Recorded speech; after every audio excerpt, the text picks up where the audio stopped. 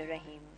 पाण ई जल जलालहू, पाण ई जान जमाल, पाण ई सूरत पिरीअ जी, पाण ई हुस्न कमाल, पाण ई पीर मुरीद थिए, पाण ई पाण ख़याल, सभु ई हाल मंझां ई मालूम थिए। अस्सलामु अलैकुम तमामु नाज़रीन, उमेद करियां थी तव्हां सभु बिल्कुलु ठीकु हूंदव। खोड़ सारियूं दुआऊं अव्हां जे लाइ, नेक तमन्नाऊं अव्हां जे लाइ हिन अंगण ते। ऐं अव्हां जी पंहिंजी मेज़बान ताहिरा जो अव्हां सां मुख़ातिब आहियां। प्रोग्राम सुबुह मेहरान लाइव हिन वक़्तु नशर थी रहियो आहे। तव्हां स्क्रीन ते असांखे हिन वक़्तु लाइव ॾिसी रहिया आहियो ऐं सिंपल प्रोसीजर त स्क्रीन ते ॾिनल हेठि नंबर हले पियो, तव्हां उहो डायल करे सघो था, प्रोग्राम में शामिलु थी सघो था।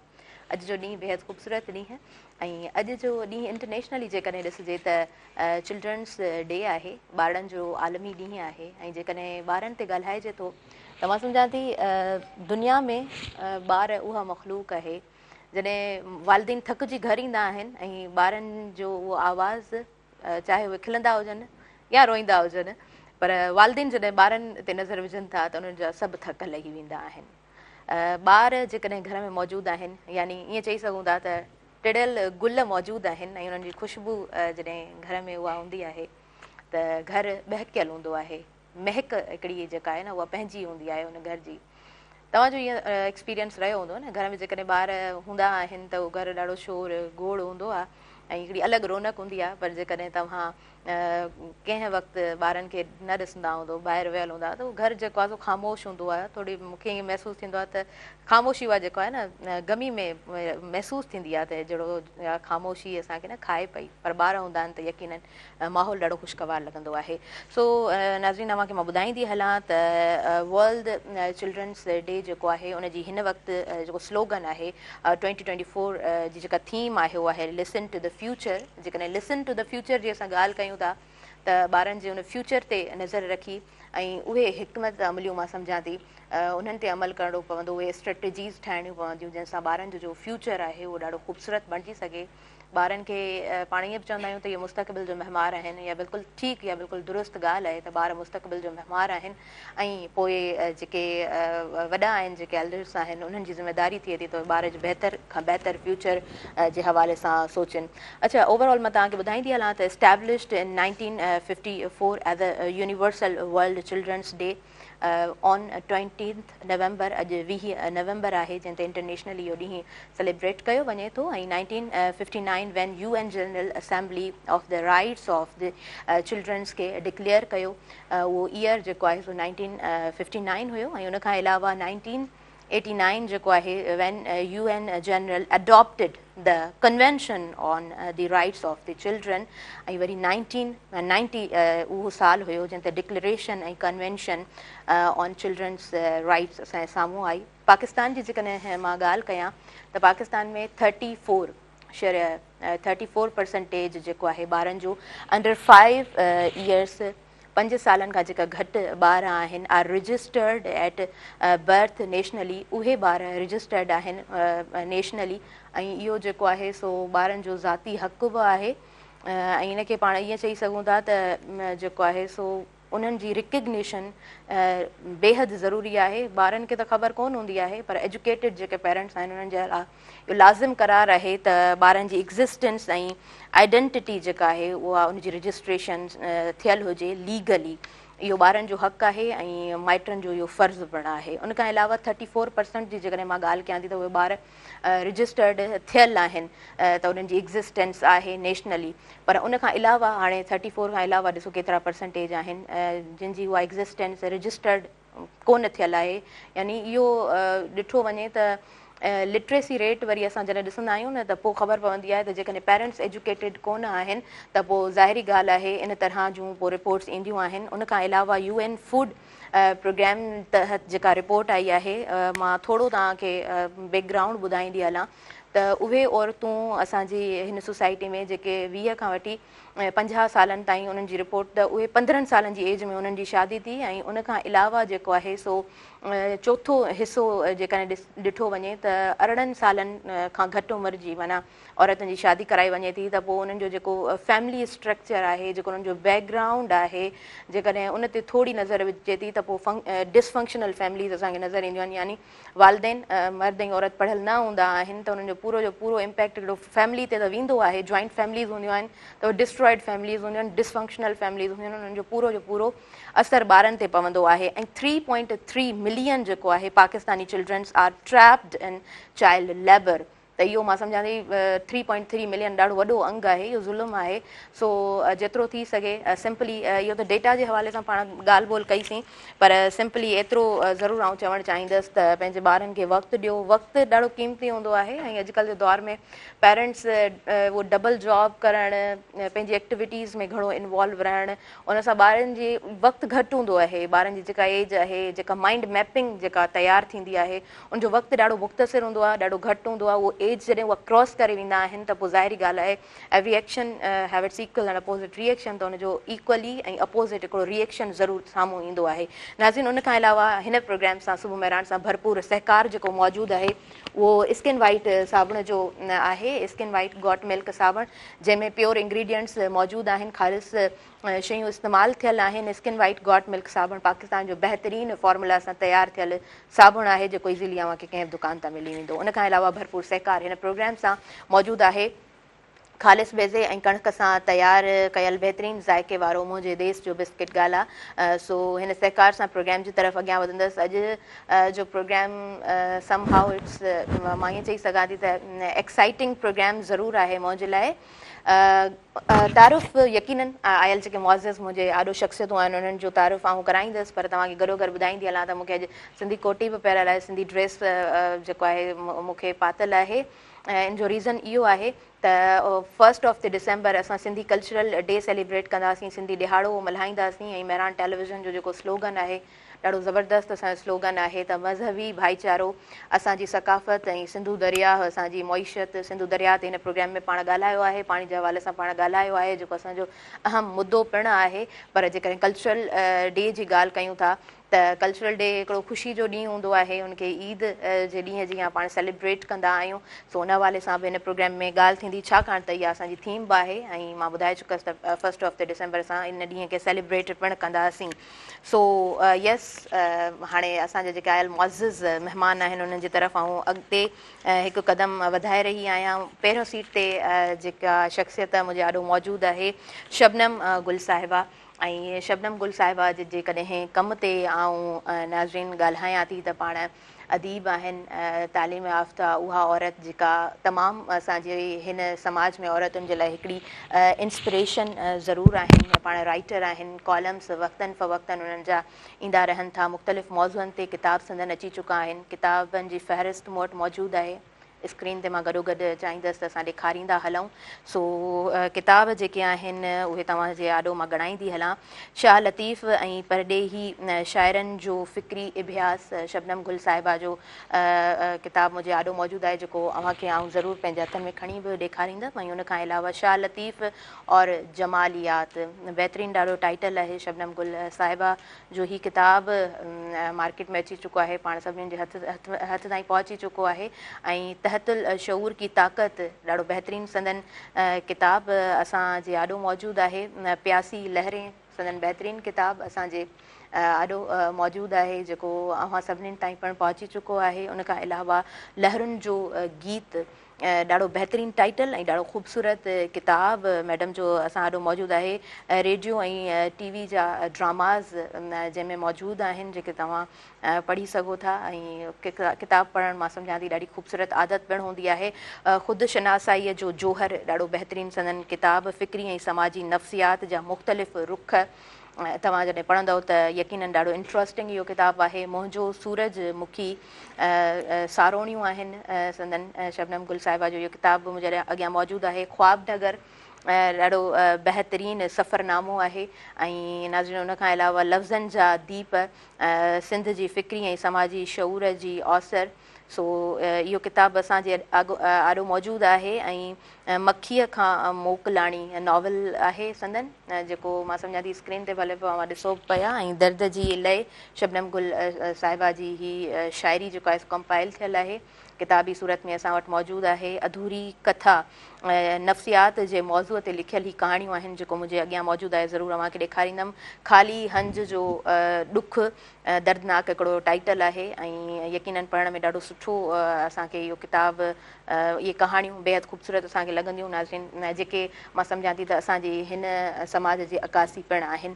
उन खां अलावा संदन खोड़ सारियूं ख़िदमतूं रहियूं आहिनि। पाण जेको आहे सिंधी ॿोलीअ जे बाख़्तियार इदारे जी सेक्रेटरी तौरु पिणु जेको आहे सो पाण कमु कयो अथऊं। ॾाढी बहितरीनु ख़िदमतूं अथनि। दिलि जी गहराई सां अव्हांखे आउं भलीकार चवां थी। अस्सलाम वालेकुम, हैव अ गुड मॉर्निंग। कीअं आहियो? ठीकु आहियो? बिल्कुलु ठीकु ठाक। माशाअल्लाह जी, ज़बरदस्त। मूं पहिरीं बि चयो आहे मच एक्साइटेड, तव्हां सां खोड़ सारियूं ॻाल्हियूं थींदियूं हिन अङण ते ऐं तव्हांजा खोड़ सारा किताब बि आहिनि। कुझु किताब ज़रूरु आउं पंहिंजे नाज़रीन खे ॾेखारणु चाहींदमि, पर असां सां नजमा पंवर साहिबा बि मौजूदु आहिनि। नजमा पंवर साहिबा जी जेकॾहिं कम ते आउं ॻाल्हायां त पाण एडिटर गुलफुल मैगज़ीन आहिनि ऐं गुलफुल उहो किताब, उहो मैगज़ीन जेको नंढपण खां पाण पंहिंजे घरनि में ॾिसंदा आया आहियूं, पढ़ंदा आया आहियूं ऐं मां सम्झां थी हर सिंधी फैमिली में गुलफुल जेसि ताईं न ईंदो आहे त असांखे इंतज़ारु रहंदो आहे त इहो मैगज़ीन आख़िर अञा ताईं असां ताईं छो कोन पहुतो आहे। असांजे घर में त शुरू खां असां इहो ॾिठो आहे त गुलफुल मैगज़ीन न ईंदो आहे त अम्मा बार बार जेको आहे सो असांजे मामा ॾे कॉल्स कराईंदी आहे त जेको आहे सो अदा तूं ऑफिस मां अचीं थो त गुलफुल वठंदो अचिजांइ। उन खां अलावा पाण अदबी बोर्ड सिंध सां संदन वाबस्तगी आहे। पाण लेखक आहिनि, कहाणीकार आहिनि ऐं शाइरा आहिनि, अदीब आहिनि।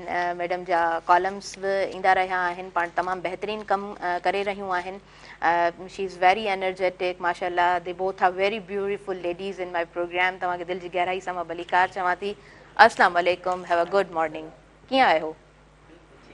माशाअल्लाह जी। अच्छा, मां गुलफुल जे हवाले सां ॿुधाईंदी अचां त 60 साल इन जेको आहे सो मैगज़ीन खे मुकमल थिया आहिनि। डिस्टिल दे आर वर्किंग, त इहा ॾाढी बहितरीनु सुठी ॻाल्हि आहे त इहो पहिरियों मैगज़ीन आहे असांजी न जेकॾहिं ओवरऑल पंहिंजे हिन समाज में ॾिसूं जेके शयूं कंटिन्यूटी सां हलंदियूं अचनि थियूं उहे घटि आहिनि ॾाढियूं। मैडम अव्हां खां मां पुछणु चाहींदमि, शबनम साहिबा, सुबुह सुबुह जो प्रोग्राम आहे ऐं सुबुह जो प्रोग्राम हूंदो आहे त हूअं त खोड़ मौज़ू आहिनि, खोड़ ॻाल्हियूं आहिनि, पाण ज़रूरु कंदासीं हिन प्रोग्राम में, पर थोरो लाइट वे सां प्रोग्राम जो स्टार्टअप मां वठणु चाहींदमि। सुबुह अव्हांजी कीअं हूंदी आहे? सुबुह कीअं गुज़रंदी आहे? जी, सुबुह ज़ाहिर आहे त हिकु नओं ॾींहुं थिए थो ऐं नए ॾींहं जी शुरूआति सुठी हुअणु घुरिजे। उन वक़्तु जीअं त फितरत बि पंहिंजे जोबनि ते थिए थी, पखियुनि जा आवाज़ आहिनि ऐं ॿूटा गुल टिड़नि था, त इन हवाले सां सुबुह जो उथी करे मां ॿाहिरि ज़रूरु ॾिसंदी आहियां ऐं गुल फुल ऐं जेके वण टिण आहिनि उहे मूं पाण लॻाया आहिनि। असांजे घर जे भातियुनि खे बि काफ़ी दिलचस्पी आहे ॿूटनि सां ऐं वणनि सां। त ईअं इन लिहाज़ सां सुठो गुज़रे थो। ऐं उन खां पोइ जेका रूटीन आहे सालनि खां जेको न उहो हिकिड़ो सुबुह जो सवेर उथणु ऐं रेग्युलरिटी ऐं पंक्चुअलिटी सां कमु करणु, मां सम्झां थी आसान कोन हूंदो आहे। सभ खां पहिरीं त ज़ाहिर आहे जॾहिं माण्हू उथे थो, सुरमई सुबुह आहे ऐं अलाह जो नालो वठे थो ऐं हम कलाम थिए थो, ज़ाहिर आहे कुदरत सां ई त जेका रिफ्लेक्शन आहे हिन काइनात जे ख़ालिक जो, ऐं उन खां पोइ जेके रोज़मर्रा जूं जेके बि सरगर्मियूं आहिनि, त जेकॾहिं को कमु आहे, ऑफिस आहे, लिखणु आहे, वरी उहे सही सही उहो रूटीन सां कमु हले पियो। ॾाढो ॾाढो बहितरु, ॾाढो ख़ूबसूरत। ऐं मां त पहिरीं बि चई चुकी आहियां त असां वटि हिन तरह जूं जेके औरतूं आहिनि असांजी तमामु नियाणियुनि जे लाइ, औरतुनि जे लाइ इंस्पिरेशन ज़रूरु आहिनि। नाज़रीन, असां वधंदासीं ब्रेक जी तरफ़ ऐं नजमा पंवर साहिबा खां पोइ तव्हांजी मॉर्निंग जो पुछंदासीं। नंढिड़ो ब्रेक आहे। हिन प्रोग्राम सां भरपूर सहकार मौजूदु आहे स्किन वाइट गॉट मिल्क साबुण जो, जंहिंमें प्योर इंग्रीडियंट्स मौजूदु आहिनि ऐं गॾोगॾु भरपूर सहकार मौजूदु आहे। गाला बिस्किट जो, मुंहिंजे देश जो बिस्किट गाला, काॾे न वञिजो, ॾिसंदा रहिजो अव्हांजो पंहिंजो प्रोग्राम सुबुह महराण।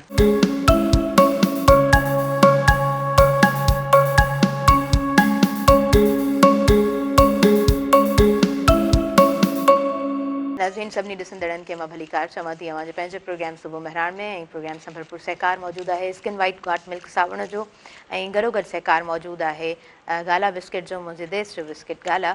ऐं प्रोग्राम जी तरफ़ वापसि अची चुका आहियूं। नजमा पंवर साहिबा, अव्हां खां पुछंदासीं अव्हांजी मॉर्निंग कीअं हूंदी आहे? मॉर्निंग त सुबुह जो पंहिंजे रब सां कलाम, उनजी साराह, उन खां पोइ किचन, खाधा पचाइण, ॿारनि खे स्कूल मोकिलणु, मुंहिंजी धीउ आहे वेंदी आहे यूनिवर्सिटी, उन खां पोइ पाण ऑफिस वेंदी आहियां, मुंहिंजो घर वारे खे तयारु करे उमाइणु, इहे शयूं आहिनि सुबुह जो। बसि हण वठि हूंदी आहे कलाकु ॾेढ, उन खां पोइ त हुअं ई 9 बजे खां पोइ निकिरी वेंदा आहियूं पंहिंजे ऑफिसनि ॾांहुं। हा, पोइ वरी शाम जो 5 बजे मोटणु थींदो आहे। हा, वरी ऑफिस में पंहिंजा रिसाले जा कम कारियूं ठीक ज़बरदस्त ज़बरदस्त। शबनम साहिबा, जी। अॼु ॿारनि जो ॾींहुं आहे, इंटरनेशनल चिल्ड्रन्स डे आहे। उन हवाले सां अव्हां जा वीचार मां चाहींदसि त हिन प्रोग्राम में अव्हां वंडियो असां सां। जी जी। हा, ज़ाहिर आहे ॿार त हिन काइनात जी सूंह आहे, ख़ूबसूरती यकीनन आहे ऐं ॿार असांजो रोशन आईंदो। अॼु आईंदो जो आहे। ॿारु सुभाणे जो वॾो, ऐं ज़ाहिर आहे इन्हनि ॿारनि खे वॾियूं ज़िमेदारियूं खणणियूं आहिनि। त ॿार असां वटि नज़रअंदाज़ थिए थो ऐं ॿार खे नथो सम्झो वञे। घर हुजे या स्कूल हुजे, ॿार जो जेको पंहिंजो हिकिड़ो परसेप्शन थो थिए, पंहिंजी सोच थी थिए, दुनिया खे ॾिसण जो हिकु अंदाज़ थो थिए, उहो उन अंदाज़ सां ज़ाहिर वॾा नथा ॾिसी सघनि। ऐं जिन घरनि में मां सम्झां थी त वालदेन ॿारनि खे सम्झनि था ऐं स्कूल में बि अहिड़ा उस्ताद उन्हनि खे ख़ुशकिस्मती सां जेकॾहिं मिली वञनि था, जेके हुननि जे लिखल सलाहियतुनि खे अॻियां वठी अचनि था ऐं हुननि जी मासूम दुनिया खे एप्रिशिएट कनि था, त ॿारु जेको आहे सो काफ़ी पाण खे बहितर महसूसु करे थो। 3 सालनि ताईं त ॿार जी शख़्सियत सही रास थी वेंदी आहे। असां ॿार खे सफ़ा नंढो सम्झंदा आहियूं, पर 3 सालनि में ॿार जी नफ़्सियात या ॿार जो जेको सोचण जो अंदाज़ आहे, जेको बि इम्प्रेशन हू वठे थो, जेको कुझु घर में ॾिसे थो, तेज़ ॻाल्हाइनि था या विढ़नि था या ग़लति ॻाल्हाइनि था। हिकिड़ो हूंदो आहे ॿार खे बहलायो वेंदो आहे, तोखे वठी ॾींदासीं ऐं उन खां पोइ उहा शइ न वठी ॾींदा आहिनि, त हिकिड़ो अजीब क़िस्म जो हिकिड़ो कूड़ जंहिंखे चऊं त न करे ॾियण जो हिकिड़ो, त उहो बि ॿारु सिखे थो। ॿारु सभु कुझु सिखे थो उन्हनि 3 सालनि जे अरसे दौरान, ऐं उहा जेका ॼाण आहे कोरे काग़ज़ थिए थो, नक्श थी वञे हुनजे। त इहे इब्तिदाई जेके 3 साल आहिनि, इंतिहाई ॾुखिया आहिनि। ऐं असां वटि जीअं त औरतूं घणो भाङे नौकिरी कनि थियूं, त ॿारनि खे छॾे थियूं वञनि कंहिं न कंहिं मेड वटि या घर में केरु आहे, त उहो बि ॿार जे ज़हन ते सुठो असरु कोन थो पए। बहरहाल इहो वालदेन जे क़ाबिलियत ते दारोमदार रखे थो त हू पंहिंजे ॿार खे कहिड़े तरीक़े सां उनजी हिफ़ाज़त कनि था, उनखे कहिड़े तरीक़े सां वठी हलनि था। त ॿार ऐं अॻिते हली इहे 3 साल वरी उन खां पोइ ॿारु जॾहिं वॾो थिए थो, सम्झो त 8 सालनि खां 11 सालनि ताईं वरी हुनजी शख़्सियत 75% ताईं मुकमल थिए थी। ऐं उन खां पोइ ईंदड़ सालनि में त इहो जेको 3 सालनि खां पोइ जेके आहिनि, जेको वक़्तु आहे, जीअं 10 खां 14 सालनि वारो वक़्तु ॾाढो अहम आहे, ऐं उन खां पोइ 14 सालनि खां पोइ 18 सालनि वारो टाइम ॾाढो अहम आहे।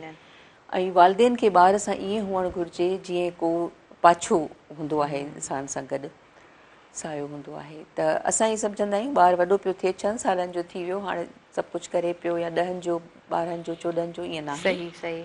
ॿार सां गॾु ॿार जी दिलचस्पियुनि खे सम्झणु, ॿार जी नफ़्सियात खे सम्झणु, ऐं जेके तब्दीलियूं हुन में अचनि थियूं। ज़ाहिर आहे कॾहिं कॾहिं तव्हां ॾिसंदव त ॿारु वॾो थिए थो त उन में उहो हाइपर एक्टिव थी थो वञे, हिकु हंधि नथो वेही सघे। त तव्हां ॾिठो हूंदो माइरूं बार बार उन्हनि खे रोकींदियूं आहिनि, न कयो, हे कयो, हो कयो, त उन सां बि ॿार में ॾाढो चिड़ पैदा थी थिए।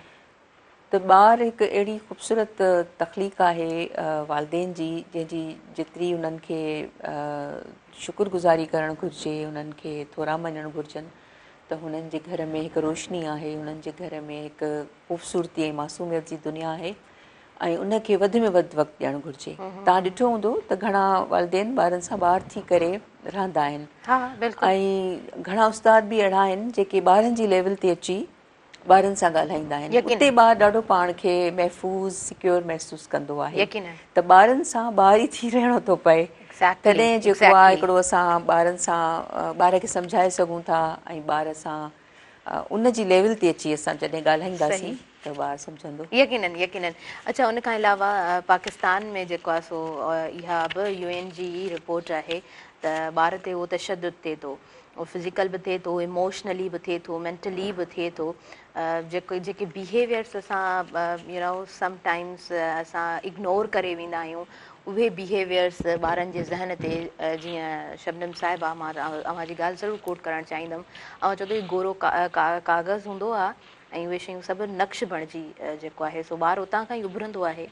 मां चवंदी आहियां त इहो जेको आहे सो हिकिड़ो ख़ाली कैनवास आहे, ऐं जेतिरा ख़ूबसूरत तव्हां रंग उते भरणु चाहियो त उन लिमिटेड टाइम में उन लिमिटेड एज में भरे सघो था, पोइ उनजो रिफ्लेक्शन उहो ॿारु तव्हांखे ईंदड़ फ्यूचर में ज़रूरु ॾींदो।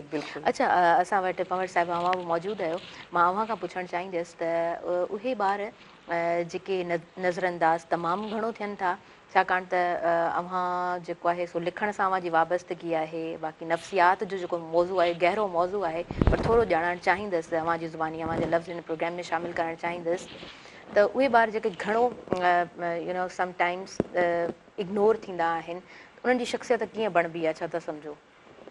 अॼु 20 नवंबर आहे ऐं ॿारनि जो आलमी ॾींहुं आहे ऐं ॿारनि जे आलमी ॾींहं जे हवाले सां इहो ई चवंदसि त असां वटि सिंध में या दुनिया में या पाकिस्तान में ॿारनि जे हवाले सां जेतिरो ॻाल्हाइजे उहो घटि आहे।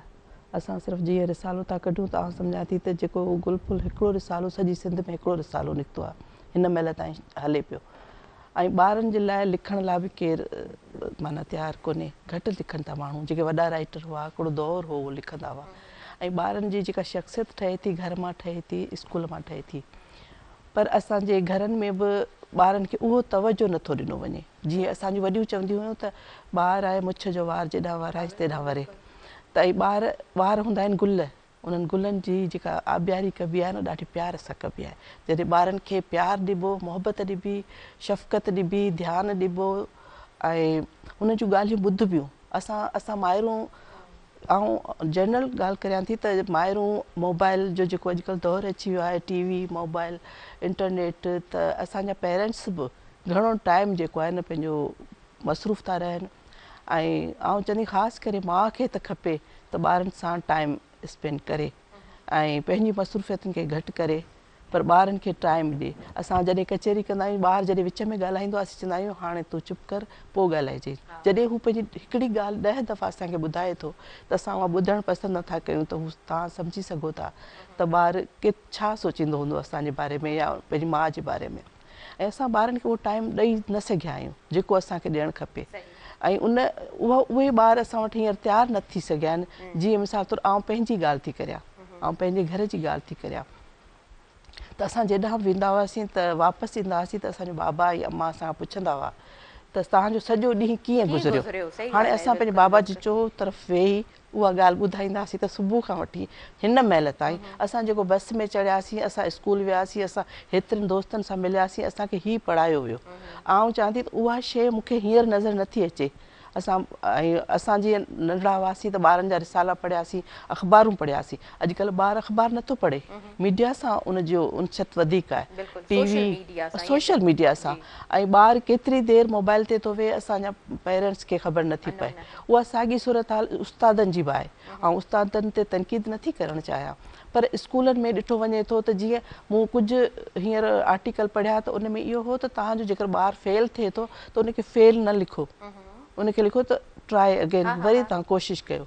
ऐं 0 मार्कूं ॾियणु या फेल लिखणु या हींअर जेको ग्रेड जो जेको चकर शुरू थियो आहे, त इन में ॿार जेके डिस्टर्ब थिया आहिनि उहो तव्हां तसवुर बि नथा करे सघो। तव्हां तसवुर जेकर करियो न, तव्हां जिन ते गुज़री आहे न उन्हनि खे ई ख़बर आहे त हीउ छा पियो थिए। जीअं MD केट वारो हाणे सिलसिलो शुरू थियो एजुकेशन जे हवाले सां, त जेके पेपर विकामिया या जेके ॿार जिन महिनतूं कयूं जेके रहिजी विया, वरी जिन ॿारनि जे पेरेंट्स वटि सेल्फ जा पैसा न हुआ, उहे ॿारनि आख़िर ख़ुदकशियुनि ताईं कीअं माइटनि बचायो हूंदो उन्हनि खे। ॿारु कहिड़ी रस्ते ते वञे पियो असांजो ॿारु, असां केॾांहुं खणी पिया वञूं पंहिंजे औलाद खे।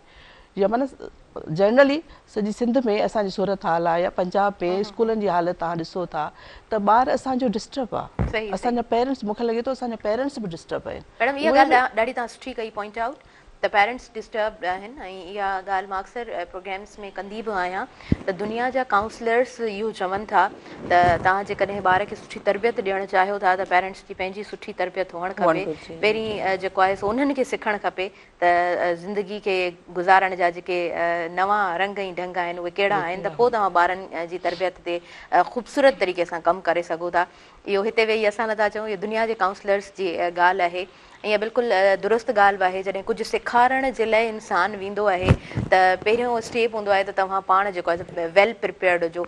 प्रोग्राम असां जॾहिं स्टार्ट कयोसीं break off the camera, madam चयो त इंट्रोडक्शन ताहिरा तुंहिंजो सुठो हुयो, इट्स ऑनर फॉर मी, तव्हांजा वर्ड्स मुंहिंजे लाइ एज़ एन ऑनर मां उन्हनि शयुनि खे खयो।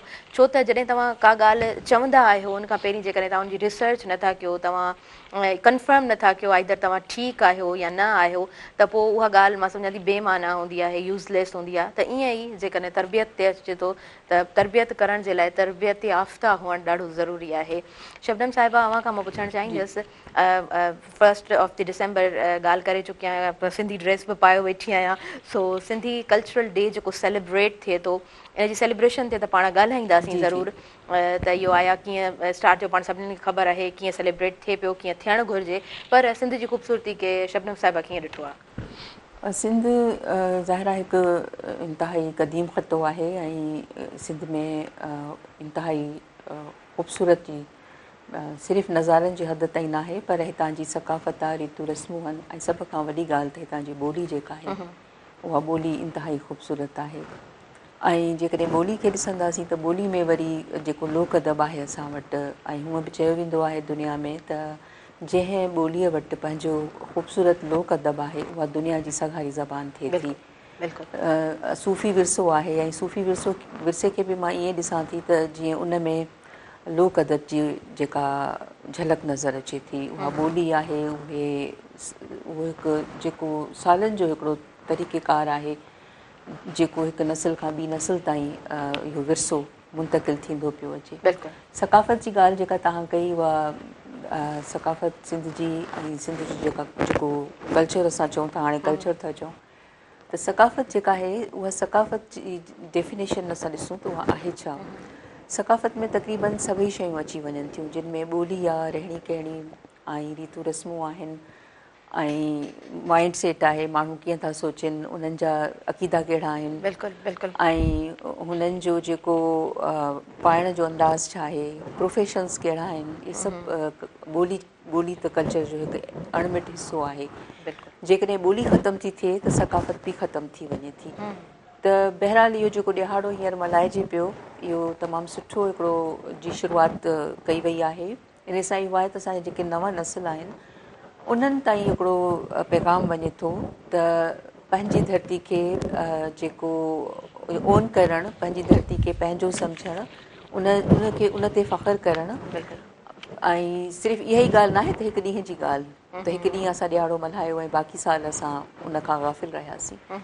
त मुंहिंजे ख़्याल में उहे जेके बि असांजी सकाफ़त सां लाॻापियल ख़ूबसूरती आहे ॿोली जी, ॿोली खे पंहिंजो कयूं, ॿोली आहे त सभु कुझु आहे, छो त सकाफ़त जो अहम जेको जुज़ो आहे उहा ॿोली आहे। उन खां पोइ तव्हां ॾिसंदव त जेके असांजा ही हथ जा हुनर आहिनि या असांजो जेके मुख़्तलिफ़ प्रोफेशन्स आहिनि जेके ख़तमु पिया थियनि, उहे हाणे ख़तमु थींदा पिया वञनि। त उन्हनि जी जेके उहे माण्हू जेको इहो कमु करे रहिया आहिनि, उन्हनि जी इकोनॉमी कीअं असां स्टेबल कंदासीं, हुननि जी मैशियत कीअं असां मज़बूत कंदासीं, जेसिताईं असां उन्हनि जे लाइ न सोचींदासीं, न वीचारींदासीं, ऐं उन्हनि जे इस्तेमालु उन्हनि जे ठाहियल शयुनि खे असां न ख़रीद कंदासीं।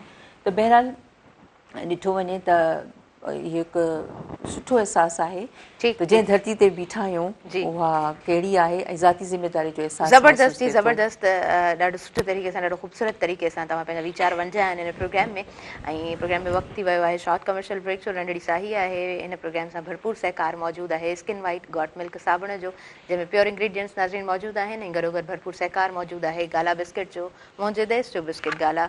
सो प्रोग्राम खे वरी कंटिन्यू कयूं, तव्हां ॾिसंदा रहो अॼु पंहिंजो प्रोग्राम सुबुह मेहरान।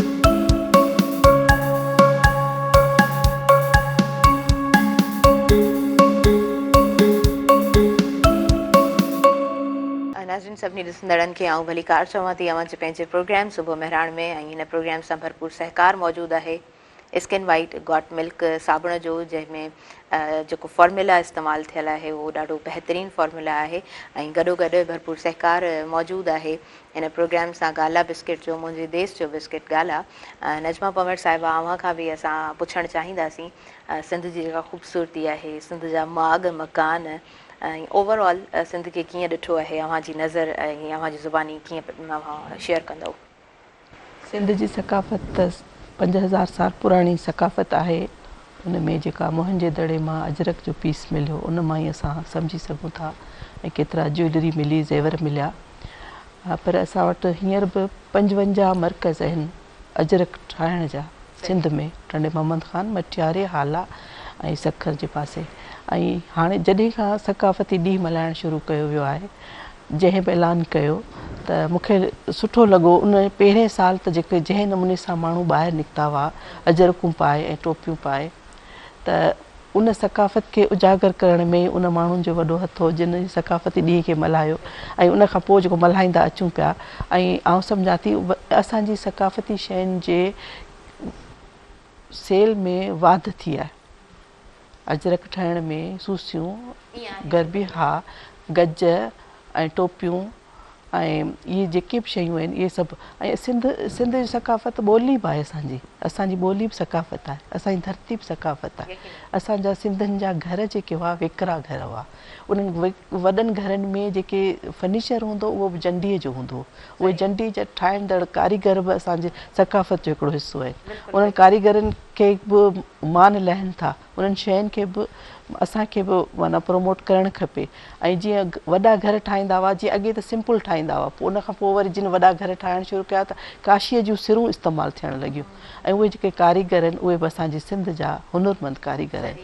ऐं मूंखे हाणे लॻंदो आहे त जीअं सभु शयूं असांजूं अचनि थियूं। ऐं असांजे थर में हिकिड़ो मर्कज़ आहे जेको बांधड़े जो, बांधड़ो ऐं अजरक ऐं इहा सिंधी स्टाइल जूं शयूं ठहनि थियूं।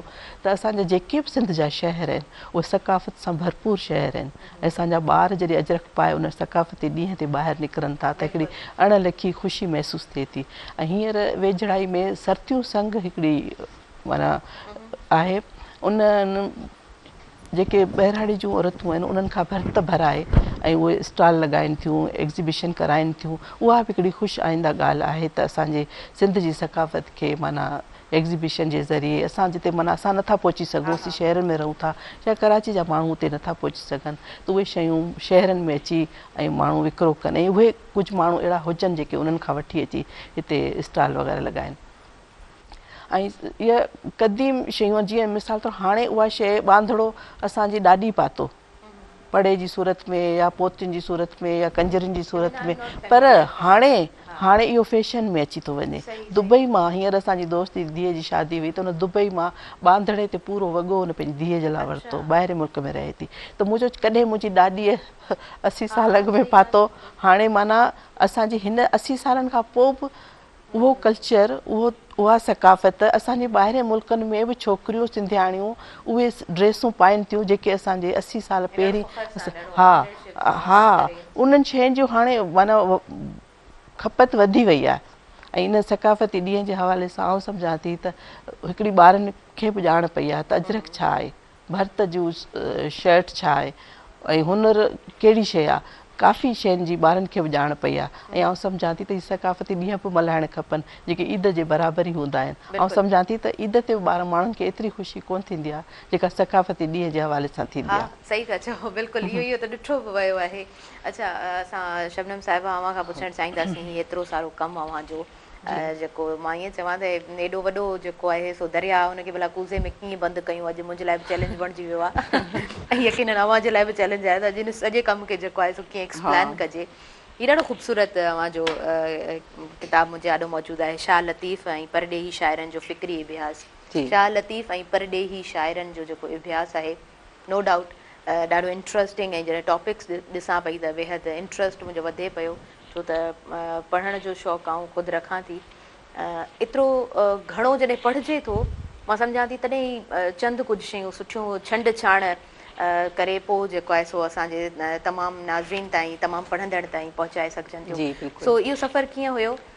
शुरूआत खां थोरो ॿुधणु चाहींदमि, शुरू खां चाहींदमि त तव्हां शुरू कयो। ॾाढो ॾुखियो, जीअं तव्हां ॻाल्हि कयो पिया त वसी शयुनि खे महदूद पैमाने ते बयानु करणु ॾाढो ॾुखियो आहे। यकीनन। बहरहाल इहो त मां पंहिंजे नंढपण खे ॾिसां थी त मां तमामु घणी मुतहरिक ॿार हुयसि। मुंहिंजो वालिद डॉक्टर हुया त उहे सिंध जे घणनि इलाइक़नि में असांखे रहण जो मौक़ो मिलियो, एक्सपोजर इहो मिलियो त उहो शहर जो जेको ॿारु आहे उहो ॿाहिराड़ी जो माहौल नथो ॾिसे। मां इहे दरियानि में नंढी हूंदी हुअसि, तरंदी हुयसि, वणनि ते चढ़ंदी हुयसि, ऐं जेको ॿाहिराड़ी जेको माहौल मूं ॾिठो उनखे वेझो खां ॾिठो त उहो हिकिड़ो तख़लीक़ी माहौल मुंहिंजे चौधारी हुयो।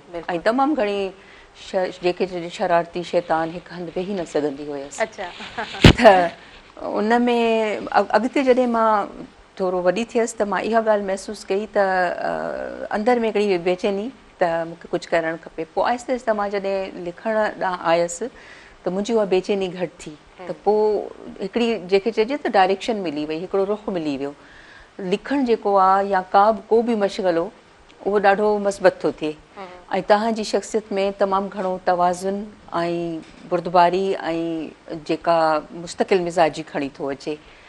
त हिकु त असांजे घर में, असांजे ॻोठ जे घर में लाइब्रेरी हूंदी हुई ऐं मां हमेशह जॾहिं बि ॻोठ वेंदी हुअसि त उहो कमिरो खोले उहो किताब ॾिसंदी हुयसि जंहिंमें दुनिया जे हर मौज़ू ते किताब हूंदा हुया। तॾहिं पढ़ण जो शौक़ु पैदा थियो। उन खां पोइ जॾहिं मां लिखणु शुरू कयो त मुंहिंजे ख़्याल सां मां मैट्रिक जे दौर में लिखणु लॻसि ऐं इंटर जे ज़माने में ई कराची जे अख़बार में मां इंटरव्यू वठणु लॻसि।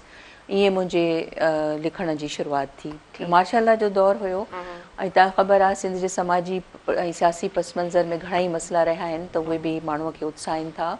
यकीन ऐं आसान हूंदो आहे, आसानियूं हूंदियूं आहिनि त शायदि माण्हू कोम न करे सघंदो आहे, पर जॾहिं मुश्किलातूं हूंदियूं आहिनि इनफ़रादी तौर ते, इज्तमाही तौर ते त करे सघंदो आहे।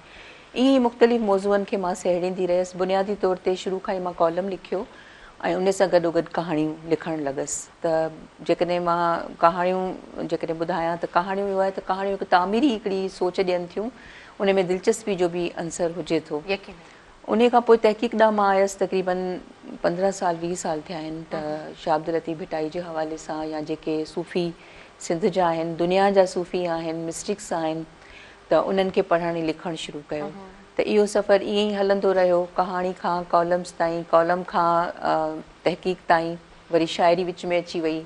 रेडियो पाकिस्तान हैदराबाद जे हवाले सां ज़रूरु चवंदसि त ॿ इदारा उन्हनि मुंहिंजी फ़िक्री तरबियत कई। हिकु त सिंध यूनिवर्सिटी जे अंग्रेज़ी शोबो जितां मूं MA कई ऐं उन खां पोइ हैदराबाद रेडियो पाकिस्तान हैदराबाद। उहो दौरु हुयो 90 जो दौरु हुयो ऐं सोशल मीडिया ऐं मोबाइल्स वग़ैरह इहे एतिरा घणा न हुया त हिक ॿिए सां ॻाल्हाए सघिबो हो, हिक ॿिए खां सिखी सघिबो हो। त उते तमामु सुठा प्रोड्यूसर्स हुया, सुठा माण्हू ईंदा हुया, राइटर्स ईंदा हुया, उन्हनि खे सिखण जो मौक़ो मिलियो।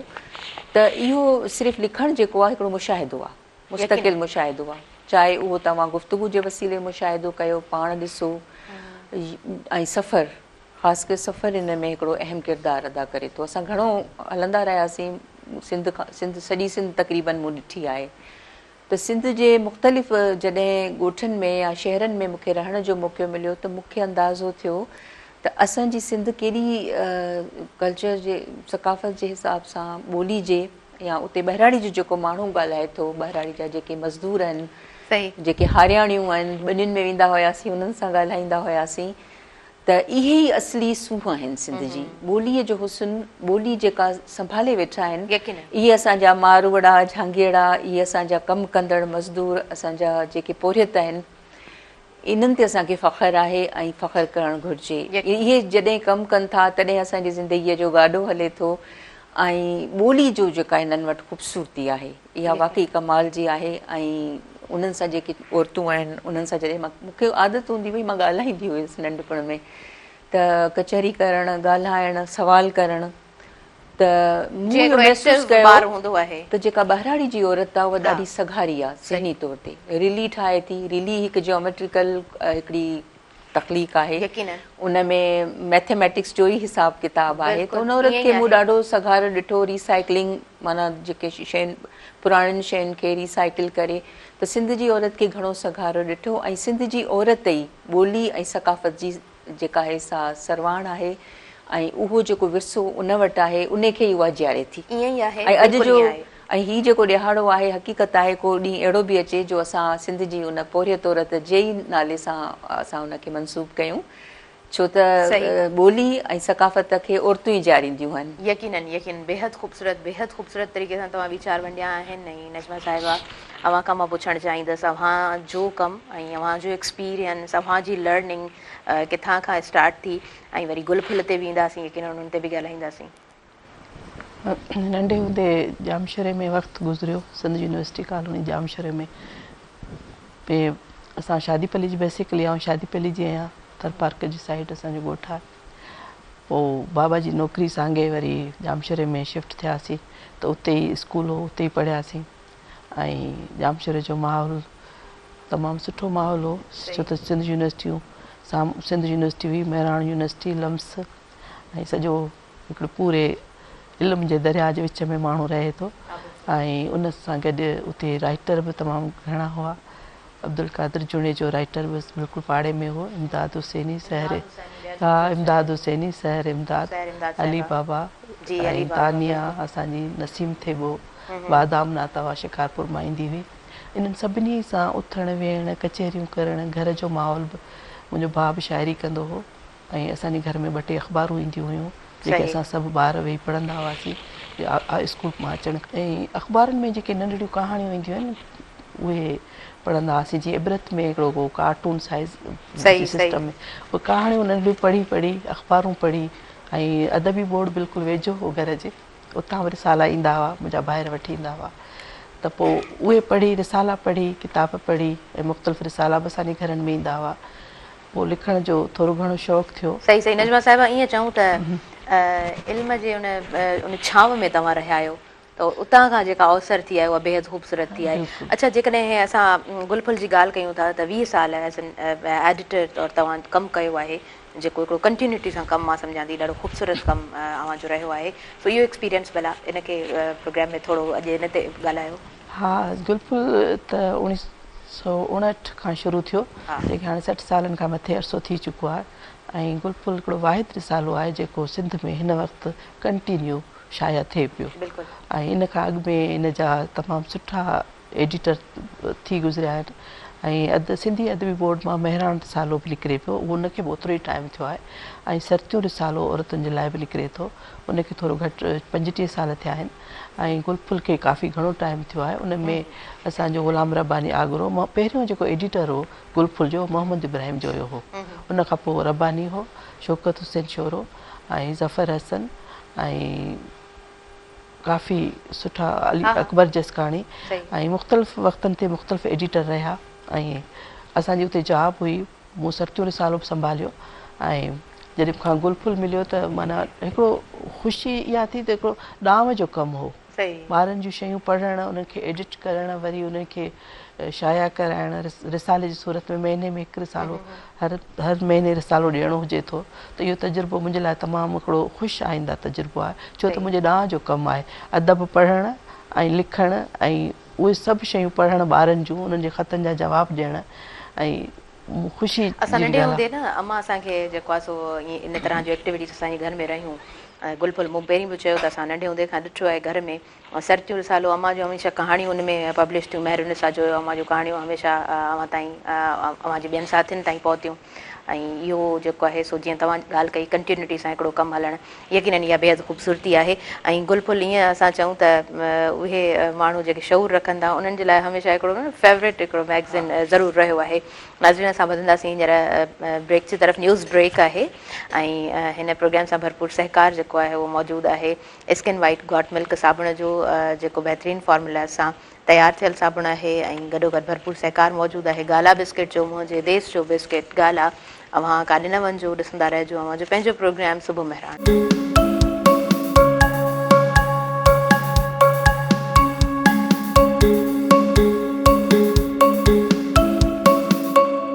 नाज़रीन, सभिनी ॾिसंदड़नि खे आऊं भलीकार चवां थी, अव्हां जो पंहिंजो प्रोग्राम सुबुह महिराण में। ऐं सुबुह महिराण सां भरपूर सहकार मौजूदु आहे स्किन वाइट गॉट मिल्क साबुण जो, जेको पूरे पाम ऑयल सां ठहियलु आहे ऐं बकरी जे खीर सां तयारु थियल ई साबुण आहे। ऐं गॾोगॾु भरपूर सहकार मौजूदु आहे गाला बिस्किट जो, मुंहिंजे देश जो बिस्किट गाला। असां जेकॾहिं लिखण जी ॻाल्हि कयूं था ऐं वरी ॻाल्हि कयूं था ॿारनि जी तरबियत जी, त भरपूर असरु थींदो आहे जेकॾहिं फैमिली पढ़ियल आहे। ऐं जेकॾहिं घर में किताब अचनि था त उनजो असरु ॿारनि ते ॾाढो सुठो पवंदो आहे, ॿारनि जी ज़हनियत ते असरु सुठो पवंदो आहे ऐं उतां खां उन्हनि जी शख़्सियत जेको आहे निखरणु शुरू थींदी आहे, ख़ूबसूरत शख़्सियत तयारु थियणु शुरू थींदी आहे। नजमा साहिबा, अव्हां खां इहो सुवालु करणु मां सम्झां थी मुनासिबु रहंदो। अव्हां एज़ एन एडिटर ॾाढो सुठो कमु कयो आहे। किथां जा ॿार लिखनि पिया, शहर जा ॿार त मां नथी सम्झां त हिन वक़्तु लिखंदा, ई सोशल मीडिया ते ॿार बि जेको आहे सो हर वक़्तु मोबाइल हथ में हर कंहिंजे में ॾिसूं था त एक्टिविटीज़ बोड़ी हुई आहिनि न। जी, जॾहिं आउं नंढी हुअसि त मूं हिकिड़ो मज़मूननि जे लाइ हिकिड़ो टाइटल ॾिनल हो गुलफुल में, त मज़मून लिखी मोकिलियो, मूं मज़मून लिखी मोकिलियो। ग़ुलाम मोहम्मद गिरामी उन वक़्तु मेहराण जो एडिटर हो। उन माना किताब, कुझु किताब गिफ्ट तौरु मूंखे घरु वाणिया हुआ। उहा मुंहिंजे लाइ वॾो हिकिड़ो ख़ुशीअ जो टाइम हुयो त आउं का अहिड़ी शइ लिखी सघां थी जंहिं ते मूंखे इनाम मिली सघे थो। हिन वक़्तु बि असां गुलफुल में कुझु टाइटल ॾियूं था त पंहिंजी असां एॾा ईज़ी टाइटल ॾियूं था, सवला टाइटल ॾियूं था त मुंहिंजी माउ ते मज़मून लिखी ॾियो। त हाणे मुंहिंजी माउ ते त केरु न लिखी सघंदो, सभु ॿार लिखी सघनि था। मुंहिंजे स्कूल ते मज़मून लिखो, मुंहिंजे ॻोठ ते मज़मून लिखी मोकिलियो, या कहाणियुनि जा बि टाइटल ॾींदा आहियूं। पर तव्हांखे इहो ॿुधायां त असांजे हैदराबाद जा ॿार नथा लिखनि, कराची जा बि नथा लिखनि। असां वटि जेके लिखंदड़ आहिनि उहे शिकारपुर जा आहिनि, थरपारकर जा आहिनि, सखर जा आहिनि ऐं मीरपुर माथेलो जा आहिनि। त वरी बि असांजी सिंध जा जेके ॿार आहिनि उहे काफ़ी, इंटरनेट त उते बि हूंदी पर वरी बि थोरो परे आहिनि, इंटरनेट ऐं सोशल मीडिया खां थोरो घणो परे आहिनि। ऐं असांखे मुसलसल ख़त बि लिखनि था, कहाणियूं मोकिलीनि था, शाइरी मोकिलीनि था। ऐं इहा ख़ुशी जी ॻाल्हि आहे जो हिन महिल ताईं असां सिंधी अदबी बोर्ड जे तरफ़ां उहो रिसालो शाया कराए सघिया आहियूं, छो त सोशल मीडिया ॿारनि खे लिखण ऐं पढ़ण खां परे करे छॾियो आहे। ऐं उनजा फ़ाइदा बि आहिनि सोशल मीडिया जा, पर लिखण ऐं पढ़ण जेसीं ॿार खे न ईंदो, सिर्फ़ु ॻाल्हाइणु ईंदो त आउं चवंदी सिंधी ॿोलीअ खां ॿार परे थी वेंदो हलियो। छो त पढ़े थो त सिंधी में, पंहिंजी ॿोलीअ में पढ़े थो। ऐं किताब जेसीं पढ़े नथो त अंग्रेज़ी मीडियम स्कूलनि में ॿार पढ़नि था, उते बि सिंधी नथी पढ़ाई वञे। त असांजा लिखंदड़ जेके ॿार आहिनि उहे सभु सिंध जे अंदरूनी शहरनि मां था लिखनि। सही सही सही। ॻोठनि मां था तॾहिं लिखनि। उहो ई मां सोचां पई न, किताब जेकॾहिं छपिजे पियो त आया उहे ॿार किथां जा आहिनि जेके लिखनि पिया। ख़ुशाइंद ॻाल्हि आहे, इहा बि सुठी ॻाल्हि आहे त ॿार किथां बि रीच आउट कनि पिया, मवादु अचे पियो, लिखनि पिया। पर शहर जो ॿार इन्हनि एक्टिविटीज़ खां परे ज़रूरु आहे। उन्हनि जे सबबनि ते बि ज़रूरु ॻाल्हाइणु चाहींदासीं। पर शबनम साहिबा खां पुछंदसि, हीअ किताबु जेको मुंहिंजे अॻियां मौजूदु आहे, नफ़्सियात जे मौज़ू ते लिखियलु कहाणियूं आहिनि ऐं जंहिंजो टाइटल आहे अधूरी कथा। सो नफ़्सियात जो मौज़ू मूंखे वणंदड़ इन जे लाइ रहियो आहे, मुंहिंजे लाइ इंट्रस्टिंग रहियो आहे। मां पढ़ंदी रही आहियां, मुख़्तलिफ़ मौज़ूअनि खे मां टच कयो आहे। मैडम, इन तरफ़ लाड़ो कीअं थियो? इन तरफ़ लाड़ो ईअं थियो जो जेसिताईं असां माण्हुनि जी नफ़्सियात खे नथा सम्झूं, उन वक़्त ताईं असां उन्हनि सां हली नथा सघूं। ऐं नफ़्सियात जो हूअं ॾिठो वञे त जेतिरो बि अदब आहे लिखियो वञे थो, दुनिया जो अदब या सिंध में जेको लिखियो वियो आहे, उन में जेको अफ़सानवी अदब जेको असांखे मिले थो, उन में ग़ैर महसूस तरीक़े सां नफ़्सियाती परेशानियूं, उलझनूं ज़रूरु असांखे नज़र अचनि थियूं। छो त जिथे को तज़ाद पैदा थो थिए, जिथे को हादसा पैदा था थियनि, जज़्बाती हादसा ऐं के मुंझारा पैदा था थियनि, उन्हनि जे पुठियां ज़रूरु के नफ़्सियाती मसइला, ज़हनी मसइला आहिनि। त मूं जॾहिं अॼु खां मां सम्झां थी त जीअं त कॉलम लिखंदी रही आहियां, बराह रास्त मुंहिंजो आहे त माण्हुनि सां राब्तो रहे। ऐं इन कॉलम खे लिखंदे सिंध जे त तक़रीबन सभिनी अख़बारुनि में लिखियो, कुझु वक़्तु डॉन में लिखियो, पोइ जंग ऐं उर्दू एक्सप्रेस में ऐं काविश में लिखंदी रही आहियां। मूं इहा ॻाल्हि महसूसु कई त असांखे ॿारनि ऐं नौजवाननि लाइ लिखणु घुरिजे। जॾहिं मूं इहो सोचियो त मां जेको मुंहिंजो टारगेट ऑडियंस आहे, हूअं त सभई आहिनि, पर ख़ासि तौर ते नौजवान, त हुनखे कहिड़ियुनि शयुनि जी ज़रूरत आहे, हुनखे कहिड़ी सम्झ ऐं सिखिया जी ज़रूरत आहे। तॾहिं मूंखे महसूसु थियो त जेके नफ़्सियाती ॼाण आहे उहा ॾियणु घुरिजे। त मूं पंहिंजे कॉलम्स में, जीअं ख़ुदशनासी जो जौहर मां ॿुधायो असांजे ॾिसंदड़नि खे, त उहे मज़मून हुया नफ़्सियात जे हवाले सां। ही कहाणियूं आहिनि जिन में नफ़्सियाती मुंझारा आहिनि। जी हा। त किरदार जो जेको रवैयो आहे, किरदार जो जेको उथणु वेहणु आहे, किरदार जेको आहे उन में, उनजो जेको जेके उहिञाण नज़र था अचनि, उहे कहिड़ियुनि बीमारियुनि खे ज़ाहिर कनि था। हूअं किताब जी शुरूआत में जेको पंहिंजे पारां लिखियो हुन में ॿुधायो आहे मां त हीअ कहाणी आहे, हिन में हीअ किरदारु आहे, हीअ उनखे नफ़्सियाती परेशानी आहे। पर जॾहिं पढ़ंदड़ कहाणी पढ़ंदो त हुनखे ख़बर कोन पवंदी, हुनखे सिर्फ़ु इहा ख़बर पवंदी त इहो किरदारु करे छा पियो।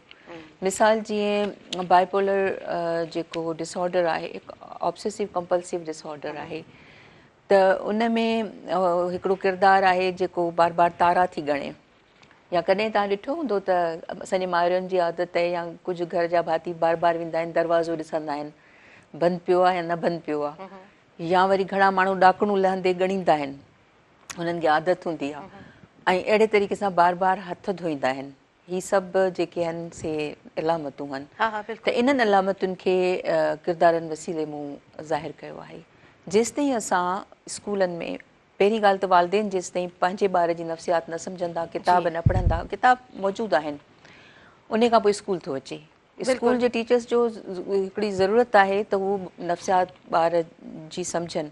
बल्कि मूं पंहिंजे कंहिं कॉलम में इहो बि मशवरो ॾिनो हो पॉलिसी मेकर्स खे, ऐं सिंध गवर्नमेंट जे पॉलिसी मेकर्स खे जेके तालीमी आहिनि शोबे सां लाॻापियल, उन्हनि खे हिन प्लेटफॉर्म जे हवाले सां मां इहो चवणु चाहींदसि त हिकिड़ो मज़मून नफ़्सियात जो ज़रूरु रखो। उहो तव्हां 3 खां रखो, तव्हां 4 खां रखो, ऐं वेंदे उहो मैट्रिक ताईं हुजे, जंहिंमें इहे नंढियूं नंढियूं शयूं त रवैयो छा आहे, वर्ताव छा आहे, ऐं शख़्सियत छा हूंदी आहे, ऐं सुठियूं या ख़राबु जेके आदतूं उनखे छा चवंदा आहियूं, इहे ज़रूरु सेखारियूं वञनि। त जीअं ॿार खे हिकिड़ो त असां वटि सिविक सेंस कोन्हे, इहा ॻाल्हि आहे बिल्कुलु, ऐं ॿियो वरी नफ़्सियात जी ॼाण कोन्हे। त हिकिड़ो ॿारु घणो ॾिघो आहे, नथो पढ़े, इन जे पस मंज़र में किथे घर में को मसइलो त कोन्हे, या जेकॾहिं को उस्तादु आहे उनजो जेको तवजह न आहे ॿारनि ॾांहुं, त हुनजे के परेशानियूं थी सघनि थियूं। त ॿियो मशवरो इहो ॾींदसि त काउंसलिंग हुजे, काउंसलर रखो एजुकेशन जे हवाले सां, स्कूल्स में, कॉलेजिस में ऐं यूनिवर्सिटीज़ लेवल ताईं नफ़्सियाती माहिर हुजनि। हिकिड़ो आहे साइकेट्री, हिकिड़ो आहे साइकोलॉजी में काउंसलिंग हूंदी आहे, दवाऊं न हूंदियूं आहिनि, त साइकोलॉजिस्ट जी ज़रूरत त हूंदी आहे, त उहे काउंसलर हुजनि। हाणे कुझु ॾींहं अॻु सिंध यूनिवर्सिटी जे अंग्रेज़ी शोबे में मां वई हुअसि, कॉग्नेटिव स्किल्स जे हवाले सां हिकु लेक्चर ॾिनो। तॾहिं जॾहिं बराह रास्त मूं एॾनि सालनि खां पोइ ॿारनि खे ॾिठो, यूनिवर्सिटी जे ॿारनि खे ॾिठो, त मूंखे घणो कुझु महसूसु थियो त हिननि खे रहनुमाई जी ज़रूरत आहे। हिननि जे ज़हननि में तमामु घणा सवाल आहिनि, उहे सवाल जेके वालदेन नथा ॾियनि, ऐं उहे उन्हनि सवालनि जा जवाब वालदेन नथा ॾियनि ऐं उस्ताद नथा ॾियनि, ॿारु बुनियादी तौर ते डिॼे थो। छो त असां वटि सुठी ॿुधणी न आहे, we are not good listeners. जीअं की असांजी तबियत जे ख़िलाफ़ु ॻाल्हि कई, असां हुनखे उते ई रोकींदासीं। असां वटि ॿुधण जी सहप कोन्हे, त असां कंहिंखे ॻाल्हाइणु ॾियूं, ऐं असां छो था वञूं साइकोलॉजिस्ट ॾे, छो त हू चुप करे ॿुधनि था, ऐं हींअर असांखे ख़ामोशी सां ॿुधण वारो केरु आहे ई कोन। त इहो ज़रूरी आहे त नफ़्सियात जो मज़मून असां पंहिंजे निसाब में शामिलु कयूं, ऐं काउंसलर्स वठी अचूं पंहिंजे स्कूल्स, कॉलेजिस ऐं यूनिवर्सिटीज़ में, त जीअं आम माण्हू बि नफ़्सियात खे सम्झी सघे। त जेकॾहिं को माण्हू विढ़े थो त छो थो विढ़े, ऐं कंहिं में एतिरा कोई कूड़ थो ॻाल्हाए त उनजो पस मंज़र छा थो थी सघे, त इहे तमामु घणियूं असांखे ज़रूरतूं आहिनि, मुद्दा आहिनि, इहे अहम पॉइंट्स आहिनि।